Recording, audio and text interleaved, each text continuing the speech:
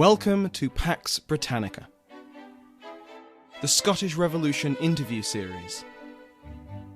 Protestantism, Revolution and Scottish Political Thought with Dr. Karie Schultz.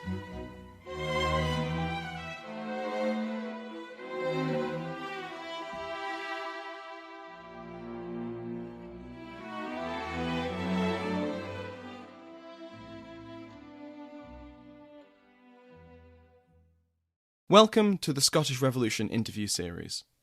In today's episode, I'm happy to speak with Dr. Karie Schultz, Rome Fellow at the British School at Rome. Dr. Schultz completed her PhD at Queen's University Belfast, where she worked on a project funded by the European Research Council about war and the supernatural in early modern Europe. As we discuss in the interview, Dr. Schultz is currently researching British and Italian intellectual networks and is working on her first book, Protestantism, Revolution and Scottish Political Thought, the European Context. Dr. Schultz also produces the Research in Scottish History podcast, which I highly recommend you listen to. More details on her work and where you can keep up to date with it can be found in the show notes as well as on paxbritannica.info. Dr. Karie Schultz, thank you so much for joining me today. Thanks for having me on. So, you're currently working on a book for the Edinburgh University Press titled Protestantism, Revolution and Scottish Political Thought, the European Context, 1637 to 1651. Now, I wonder if you could explain a little bit about where you see this work within the historiography and where you placed your thesis, which this is largely based on, I believe. Yes, so this is based on a thesis that I just finished last year in July 2020, and that was entitled Political Thought and Protestant Intellectual Culture in the Scottish Revolution from the same time period. The main historiographical intervention that I think the book is going to make is twofold. So on the one hand, I'm intervening in what we would consider the British historiography or War of Three Kingdoms historiography. So when I was starting this project, I noticed that Scotland has often been subsumed into a British perspective or placed within the Three Kingdoms. So it's often analyzed sort of as part of a union, or if it's focused on solely, then it's kind of local and regional context in Scotland. And so one of the things that I wanted to do was actually take a step back and say, okay, where does Scotland fit in continental Europe? So we're not looking at it just in relationship to England and Ireland, but what's going on in Europe at the time and how is Scotland reflecting that or perhaps challenging that?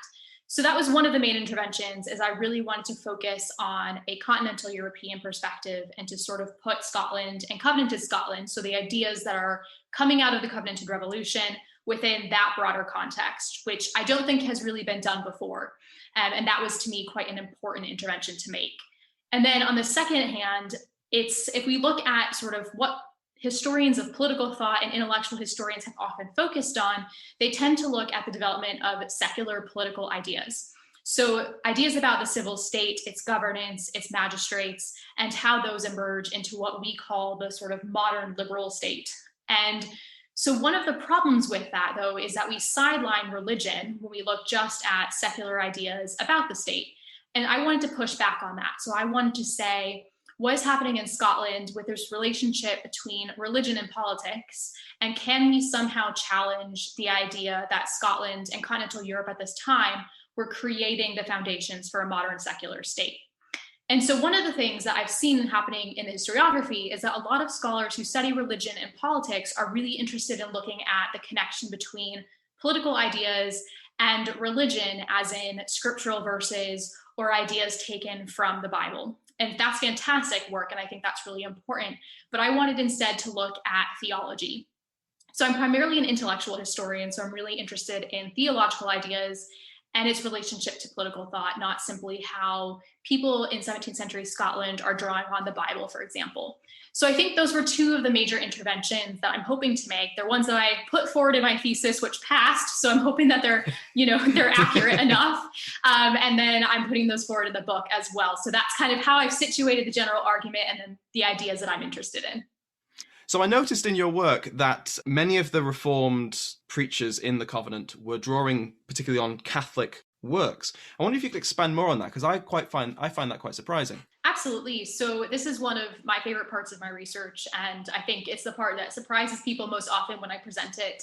And it depends on which audience I present it to. So if I talk to historians of religion or church historians, whenever I say that the Reformed Covenanters were actually using Catholic ideas quite favorably. That's often shocking to them, and they wouldn't suspect that, primarily because the Covenanters obviously had a lot of language about anti-popery, anti-papalism. They were very anti-Catholic in theology, so that's often a shocker to them. But then if I present the same argument to historians of political thought, they're often not as surprised, because I think when we detach some of these political ideas from the theology that they're bound up in, I think it's a bit easier to see these traditions and the fluidity of confessional boundaries. So all that to say is kind of a preface for why I think this is really important. We do have a very staunchly Reformed community in Scotland at the time. And obviously the Covenanters, in most of their works, if you look at the leading Covenanters, a lot of them are arguing against Catholicism. They're saying that King Charles I is trying to impose Episcopalian ceremonies and bring the Church of Scotland closer to Catholicism. They're very worried about that. So even though theologically they really disagree with the Catholics, they can actually get a lot from their political thought, and that's what I focused on. So at the same time, in the kind of early 1600s, there's quite a few Catholic scholastics who are operating out of the School of Salamanca in Spain. And they're very interested in questions about law and jurisprudence. They're really interested in ideas about civil authority and the connection to the Pope. And they're publishing really lengthy, kind of awful to read, I'm not going to lie, very long, all in Latin. Most of them have been translated now because there's very adept scholars working on them. But a lot of them are lengthy in Latin, and they're just a struggle to get through, but they're really interesting in terms of the ideas that they put forth. So one of the things that I focused on was Samuel Rutherford's use of Catholic scholastic political theory. So Samuel Rutherford was arguably the biggest kind of political theorist of the Covenanting movement. And so in 1644, he wrote Lex Rex, which is quite famous, across the board for most historians of Scotland. And in this treatise, he argues that the Covenanters are waging a defensive war against the king for the protection of the true religion, which is all very sort of standard Reformed resistance theory that we see in the 16th and the 17th century. So nothing's too surprising there. But one of the things that really fascinated me is that in the first two questions, so Lex Rex is basically 44 questions, and in the first two, which are about the origins of government, he cites 10 people, and one is Aristotle, and then 9 are Catholic scholastics. And I found that really interesting. I was wondering, why is he drawing so heavily on this Catholic tradition as opposed to Reformed authors that he could have probably gotten some of the same ideas from? And so what he does with that is he goes to Catholic ideas about the natural origins of government. So one of the big questions in this time period for basically any intellectual in Europe is whether or not government is something that is ordained by God or whether it's something that's natural. And so basically what Rutherford wants to do is say it's both, because if you say that government is only divinely ordained, well, that gets you into kind of scary territory about theocracy and divine right of kings and all of those sorts of questions. But if you say it's only natural, then there's no place for God in the natural kingdom. So he's trying to kind of go between those two and say, well, it's both. And he gets his ideas about the natural origins of government from Catholic scholastics. And that's really important because what it allows him to do is say that the form of government and the people who you choose to rule over you are elective. So you can basically ordain the office of a magistrate. God has ordained that office, but you choose as individuals, as subjects, you choose the person who holds that office. And he's really drawing that from Catholic thought, because that's quite a standard argument in Catholic political theory, is that magistrates are consented to by the people. So when he's able to do that, he basically can then defend a Presbyterian church settlement, which is what I think his main goal is to do, is he wants to defend Presbyterianism in the church. And he's able to do that by saying, well, look, we can choose our civil magistrate. So that means that we can have a limited monarchy with Parliament having more authority. And that mirrors the form of church government that we want, which is based on elders and synods and presbyteries and the General Assembly, not on royally appointed bishops. So for him, it actually, I think, using this Catholic scholastic political theory allows him to advance an ecclesiastical goal of his that he has in mind. And by doing so, he's really challenging a lot of divine right theorists at the time. He's challenging people who think that James and Charles Stuart have ruled because they were directly appointed by the king or by God and they could no longer be resisted. So that's a really fascinating element of the kind of ecclesiological and political discourse that's going on in Scotland at the time, and something that I found those confessional boundaries to be really interesting and how they're breaking down in ways that we maybe wouldn't have thought possible. So that is really interesting, because it makes me think of a lot of the rhetoric that was coming out of the Covenanters around the Bishops' Wars, where they're quite explicit in that they see themselves as loyal to the crown and to the throne, but not necessarily to the person wearing that crown or sitting in that throne, and they're reserving their right to oppose a crown while still remaining loyal to it. Is that along the same kind of lines?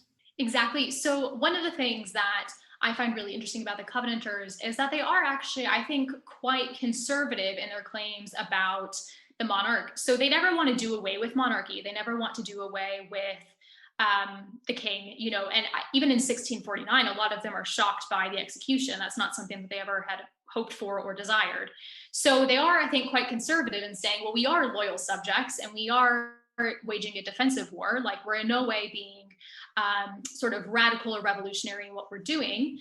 So I think that is very much an element. But then at the same time, the Scots really are infused with, I guess the discourse of the Scots is infused by this idea of a threefold covenant between God, king, and subjects. And that's essential, because when they look at this, they're always saying, well, the king broke the covenant with God. So he made a covenant through his coronation, and he took a coronation oath, which then means that he agrees to rule for the protection of his subjects and for the protection of the true religion. And if he fails in that covenant, well, then we can choose a different magistrate who will uphold that. So for the Covenanters, there is very much the echoes of that, where they're saying, well, we're loyal to the idea of a limited monarchy. We're loyal to monarchy as an institution, but the monarch has a very clear role or an obligation to the king and to God and to the people. And if he fails in that, then we can replace them. So I think, that rhetoric, the Covenanters are really trying to show that they're not looking to overthrow the king. They don't want to be seen as radical. They don't really want to be seen as pushing, a radical king-killing agenda, because that would align them more with, the Jesuits and arguments against the Jesuits. So I think in that sense, it is very clear that they're articulating this loyalty to the king, but within bounds. And I would say they're pushing for a more limited monarchy in what they're doing. All this talk about replacing the king, was there ever actually any suggestion put forward about actually deposing Charles as king, keeping the monarchy, but replacing him with, say, his Charles II or something similar, or a pretender from abroad?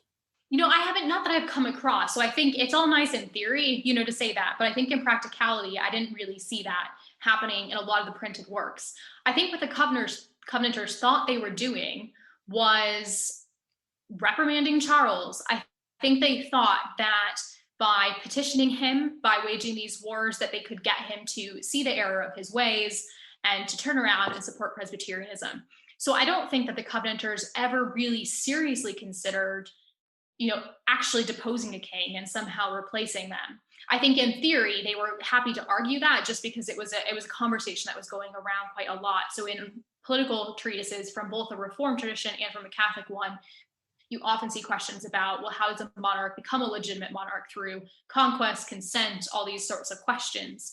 So I think they're very interested in that. But I would say, practically speaking, that wasn't something that they were really looking to do, to replace Charles. I think they mostly wanted to reprimand him and try to get him to correct the error of his ways, get on their side, institute Presbyterianism in England and Scotland, and just be more amenable to their sort of religious goals, if you will. So I would say, not to say that doesn't exist somewhere. I haven't come across it, but I think, for the most part, in what they're putting out, it does seem like they just want to reprimand him and sort of try to put pressure on him to conform to their desires. How did royalists attempt to counter the arguments of the Covenanters, especially when it came to matters of religion? So I think when royalists in Scotland are defending royal intervention in the church, they're really defending his prerogative. So this is a really interesting theological question. I think this is where I've started a lot of my research is focused on theology as opposed to just the use of scripture or the Bible. So it's a really great question. If you don't mind me sharing a little bit of theology. No, please go ahead. So one of the things that is central to debates between Covenanters and Royalists, especially around 1637 to about 1640, is the idea of adiaphora. So that is a Greek term That basically means ceremonies and doctrines in the church, which are neither prescribed or prohibited in scripture. So anything that's sort of left open to interpretation. And royalists and covenanters are really debating that category and what that category consists of. So for a lot of the covenanters, they're saying anything that is not talked about in scripture and explicitly required in the church should just be left out of it. So if we think about things, say kneeling at communion as an example. So the covenanters would look in the Bible and say, well, there's nothing that says that we should kneel at communion. Therefore, that's a human intervention and needs to be left out of the church. So they would kind of go that route, and that's where they get kind of strict, a very strict and small category for what adiaphora is. On the other hand, royalists would say, well, if it's not really in scripture, but it's not harmful to salvation, then we can do that. And one of the ways we can do that is through royal intervention. So if Charles wants to institute a book of common prayer, if he wants to institute bishops, if he wants to have kneeling at communion as sort of provided for in the Articles of Perth, that's fine because it's not corrupting true worship, it's not corrupting salvation. So that's a huge hinge point, I think, between what royalists are saying and what covenanters are saying in the period when we look at the structure, the doctrines, and the ceremonies of the church. So I think when royalists in Scotland are trying to defend the idea that the king actually does have some royal prerogative over the church, he has supremacy over the church, that he can institute these worship ceremonies, he can institute a new book of common prayer, and that's not fundamentally corrupting the church or salvation of its subjects. That's kind of where they're drawing from. They're saying, well, these things aren't regulated expressly in scripture, and there's no problem with him doing that. And the Covenanters, on the other hand, obviously they see the Reformed Kirk of Scotland as basically the purest Reformed church in Europe. And they're really, really careful to make sure that that doesn't change. And that's why I think they're very hesitant and very hostile to Charles's reforms and to him saying that he has the same sort of supremacy over the Church of Scotland that he has over the Church of England. So that's one of the ways that I see them trying to limit Charles's royal prerogative as well as his royal supremacy by basically looking at this theological category and saying, well, what can the king actually legitimately impose in the church? What should be left out of the church? And where is the king's role in that? So yeah, I would say when we look at Scotland, that's mostly kind of the argument that I've seen in terms of royal intervention is actually from this theological perspective and saying, well, are these ceremonies necessary, expedient, and lawful? And kind of what is the king's role in instituting them? And what kind of literary and theological work were the Covenanters drawing from? Obviously, there's the big names like Knox. I'm assuming that Knox was quite an important part of the debate, even though he was, long dead. Yes. So indeed. So for their theological arguments, I mean, it's kind of the standard Reformed authors in continental Europe and in Scotland that you would assume. So when they're defending Presbyterianism, a lot of them are looking to Knox and Melville. When they're defending, they're often engaging sometimes with English authors as well. So sometimes there were English Presbyterians kind of in the 1610s that they were interested in talking about and using their works. And then, of course, they're drawing on sort of standard Reformed works from the continent. So thinking about, simple people like Beza, Calvin, David Piraeus, those sorts of people. And so I think where they're most heavily citing works and where they're most heavily participating, I think, in intellectual tradition is really on the question of resistance. And that's where I think we can place them more within this tradition of a standard Reformed theory of resistance, if you will. That's up for debate whether or not there's even a category for a Calvinist theory of resistance. But I would say they're not unusual in their ideas about defending the church and the true religion from encroachment of a civil magistrate. I think they're very much in line with what's going on in continental Europe at the time as well. And so basically they're drawing, they've got quite a large source space, for who they're drawing on theologically as well as politically, that spans Scotland, England, as well as continental Europe.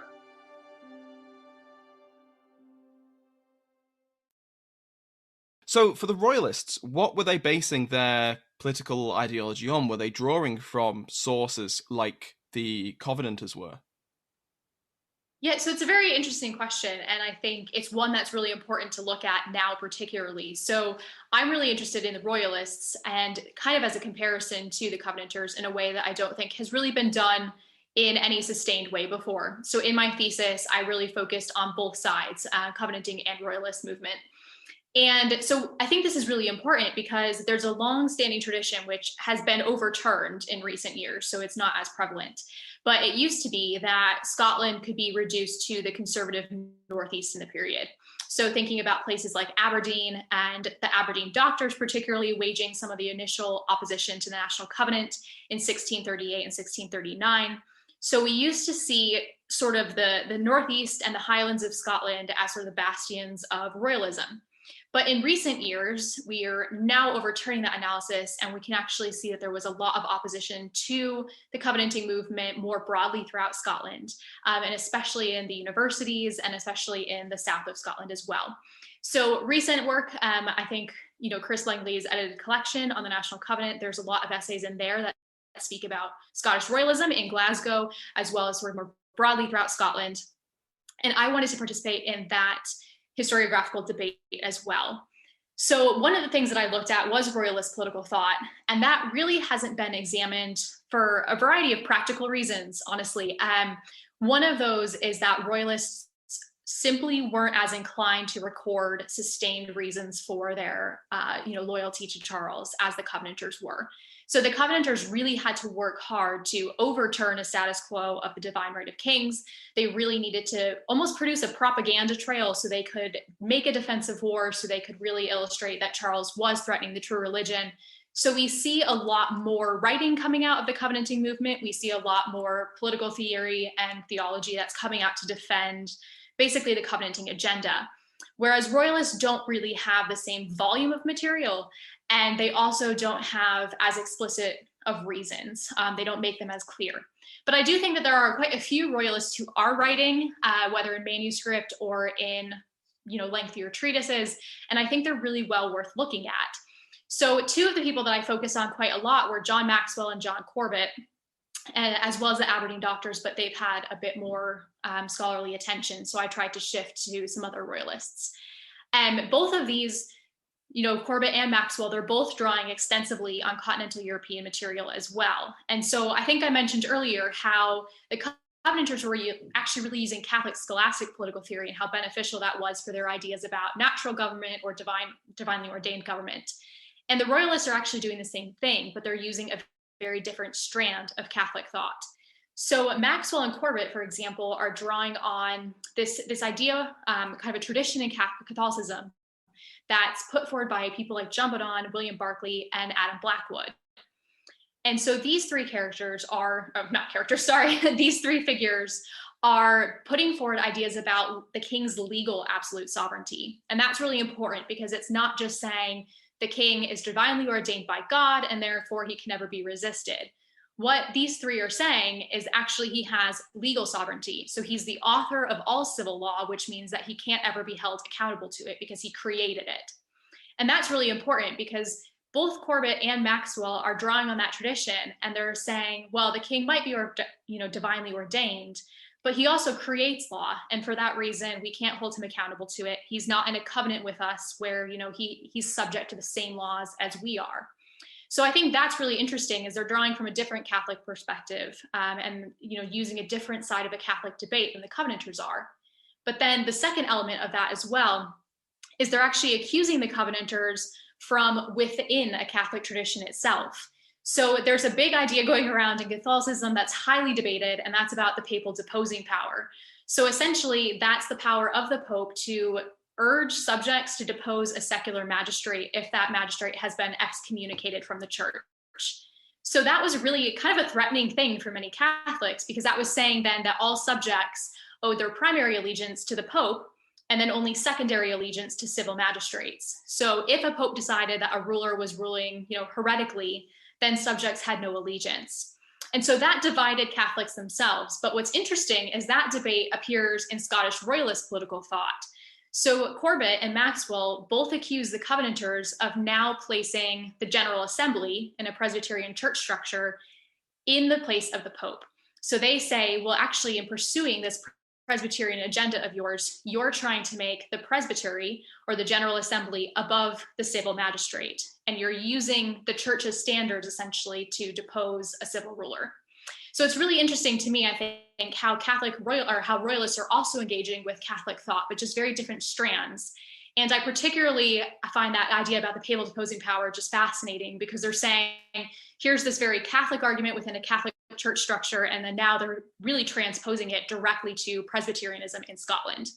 So I think there's a lot of richness that comes out of Scottish political writing, both Covenanting side and the Royalist side, that hasn't really been put in full comparison yet. And I think there's so much work to be done there, and it's really exciting direction for thinking about Scottish royalism. That's really interesting, because something I remember reading about was some of the criticism that came towards the Covenanters was this scandalous accusation that they are essentially acting like Catholics in their opposition to royal authority and their opposition to the royal supremacy. And I never fully grasped that, but I think that what you've just mentioned helps explain that quite a bit. Yeah, and I think, as I mentioned before, I think I brought up that oftentimes, a lot of the royalists would accuse the Covenanters of being radical king killers, and sort of allying themselves with a Jesuit way of thinking. And so that often meant, I think that was a reference a lot of times to this debate about whether or not your ultimate allegiance is to the Pope and to sort of your confessional tradition, or whether it's to your secular magistrate. And so I think what they're doing is they are saying very much the Presbyterians in Scotland are allying themselves with this sort of radical movement in Catholicism, where the Pope can basically depose any civil magistrate, can urge his subjects to do that. So I think there is a big crossover there. And I think it's not necessarily they're acting, the Covenanters aren't acting Jesuitically in their theology, but they are perhaps being accused of acting Jesuitically in the way that they see the relationship between the church and the civil ruler. So I think that's really fascinating. And especially, I really find it interesting how this sort of Catholic debate really transposes itself into what we consider a really staunchly reformed community. And it has such an important role in that discourse. So you're currently in Rome. What are you there to do? Because it sounds fascinating. Yes. So one of the things that my PhD research focused on was Scottish universities and how political and theological ideas were taught to students in the universities, and then the broader socio-political implications of those teachings. And so when I was doing this, I noticed that there was a lot of movement of Scottish students over into continental Europe, both to Reformed universities, and then, of course, Catholic students had to go overseas to be educated because they couldn't receive that education at home. So what I'm looking at in Rome is the movement of students from Scotland and from England and Ireland into their Catholic colleges in Rome. So I wanted to do a kind of cross-confessional perspective of education and networks. So my project in Rome, I'm basically using three of the main archives, that are here. And that's the Irish College, the English College, and the Scots College. And so all of those are Catholic colleges where students would come from the three kingdoms, and then they would get all of their training here.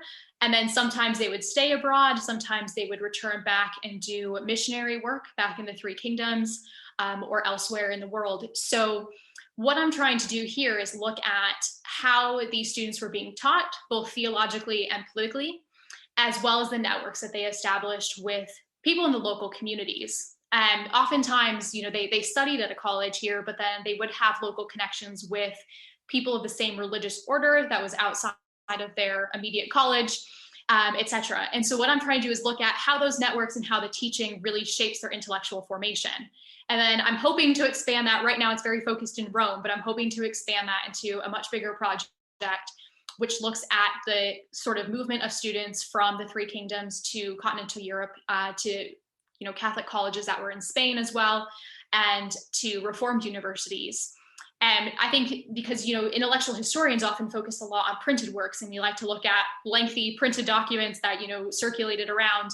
But I think there's a lot to be said for university teaching and for the actual mobility and movement of people from the three kingdoms to Europe, and how that affects how they think about the Catholic Church back home, the Protestant Church back home, how they're spreading ideas about politics, and how they're basically engaging in knowledge exchange through their movement. And I think that's often left out of intellectual histories. So that's what I'm doing, and it is loosely connected still to Covenanted Scotland, but I do think it's going to be hopefully a much bigger project about student mobility and networks and how that affects sort of this period of religious and political conflict back home. Now, what role did the Propaganda Fide play in this? Was there some overlap? There is, yes. So The Propaganda Fide, actually, so they were primarily, so that was founded primarily to put forward missionary work and to sort of emphasize missions. And so it's quite interesting because actually one of the problems in the Scots College that they had was that a lot of Scots who came to study at the Scots College did not want to engage in sort of secular, they didn't want to become secular priests. So they didn't want to go back to Scotland and then serve in the churches. They wanted to go and join religious orders. A lot of them wanted to become Jesuits. So it's actually interesting because there was a tension between the Scots College and Propaganda Fides because they wanted to create a mission oath that required Scots who came to the Scots College to basically serve 3 years as a secular priest to sort of fulfill that mission requirement. So there's a lot of tension there actually between what the people who were educated at the Scots College wanted to do and then what like they needed them to go back and do in Scotland. And so I'm trying to get into the archives of the Propaganda Fides at the moment, but it is very difficult because obviously COVID restrictions and all of that there. So I don't know much yet because I haven't been able to actually visit the archive. But yeah, it's an interesting connection. Like there's very much an overlap between what's going on sort of centrally there and then what each of these individual colleges wants to do in sort of the national context, which I find quite interesting. And I'm hoping to explore a bit more as well. So we'll see how it goes. So, Dr. Karie Schultz, was there a Scottish Revolution? Yeah, so it's a very interesting question. And I think part of the reason this is an interesting question is it was my fault for maybe raising this on a Twitter debate a while ago. Yeah, so it's something that I've struggled with. And I obviously included revolution in the title of my thesis, and it's also in the title of my book. So it's something that I need to think about, and I probably already have a stance on. So one of the ways that I think about it is it was pioneered, sort of this term of the Scottish Revolution was pioneered by David Stevenson in the 1970s. And he really put forward the idea that it was revolutionary because it resulted in a massive transfer of power from the king to parliament. And it also resulted in the abolition of the clerical estate. So there was a big change in the structure of the Scottish government. And there was a big movement of power and a transition of power. And so I think for Stevenson, it was a dynamic political change that made it really a revolutionary moment in Scottish history. And I think more recently, we've seen a lot of fantastic work being done by scholars such as Laura Stewart, as well as other scholars that are included in Chris Langley's National Covenant volume. And I think they're actually really showing how this moment in history, and particularly the National Covenant, allows disenfranchised groups in Scotland who never really participated in politics before. So maybe people who did not go to universities or women, they're able to use the covenant as a way to participate in the political process, as a way to create their own identities and create some sort of collective political movement. In that way, it is really revolutionary and empowering. And so I think on that side, I would agree that the Scottish Revolution was revolutionary in the change in political structure, in the ideas that are being put forth that sort of move Scotland from an absolute monarchy to, trying to get to a limited monarchy, particularly when we look at sort of the purge of Parliament after the engagement in the late 1640s. I think there's a lot that goes on that really does create moments of massive political upheaval and change. But on the other hand, working a lot on the royalists, I do think we need to be pretty cognizant of continuities as well. So ideas that are maybe not changing as much. So when we look at the royalists, I think we need to be aware of their ways of perpetuating ideas about divine right kingship or about the king's sovereignty over the church. So I think it is an interesting interplay between, what's really revolutionary and what kind of creates fundamental changes in the politics of Scotland, and then what ideas are actually more continuous with the past. So I think when we look at both Covenanters and Royalists together, we see an interesting dynamic. But on the whole, I would say I do think it is a revolution. And I think it is a revolutionary moment in Scottish history. But I think, accounting for both sides is probably a wise way to go. So on top of your book and your research, you're also a producer of a podcast, aren't you? I wonder if you could tell me more about that. Yes. So this was a venture that I started during lockdown when I had plenty of time last summer before I moved to Rome. And so this podcast is called Research in Scottish History. And the point of it really was to just be short episodes each month about recent work that's being done in all areas of Scottish history. So one of the things that I noticed when I was convening the Scottish History network and sort of putting out events and advertising events was that so many conferences and different seminars are usually organized around thematic time periods or approaches to history. So you would get intellectual history conferences, or you would get, 19th century Scottish conferences, etc. And so there wasn't a lot of crossover between people who are working on all areas of the Scottish history. And I thought that was kind of a gap in our knowledge that I thought a podcast might fill quite nicely. So I only ran it for 6 months so far. And I've had to take a bit of a break on it just for, reasons of writing a book and moving to Rome and trying to get everything under control here. But it's been fascinating because we've had 6 very diverse episodes with scholars who, are studying everything from medieval to contemporary Scottish history from all different perspectives. And I think it's been really fascinating, and I'm hoping to get back to it quite soon. Well, if you ever need a short list of people to interview, I might have a few ideas. Yes, 100%. I'm going to say you know the field very well by this point. Like you say, you've done 6 episodes on it. Was there anything that really stuck out as something you might not have learned if you didn't run that podcast? Yeah, so I think I learned something from every episode, really, because most of them, I think out of the 6 episodes, 5 of them were for areas of Scottish history completely outside mine, which was fascinating. So things about medieval history, kind of 1800s, and then contemporary things. So I think one of the things that surprised me most actually was an interview that I did with Linnea Kuneni, who's at St. Andrews. She's an art historian, and she's working on Scottish connections to excavations in Turkey of the Grand Palace in Istanbul. And that was fascinating to me because it was financed by Scots, and then it was also connected to the University of St. Andrews. And I had absolutely no idea that Scotland played such a massive role really in one of the biggest excavations in in Turkey itself. And so that was really interesting to me, just seeing all the ways in which Scotland not only plays a role within Scotland itself, people who are studying sort of local and regional context in Scotland, but also the global reach that it has, even beyond, my 17th century knowledge.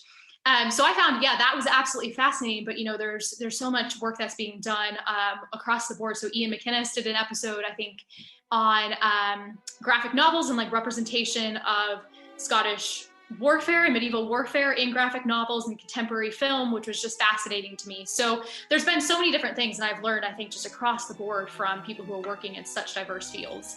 It's really been eye-opening. So I really do hope to get back to it soon. Thank you, Dr. Schultz, for coming on. This has been incredibly interesting. Thank you so much for having me.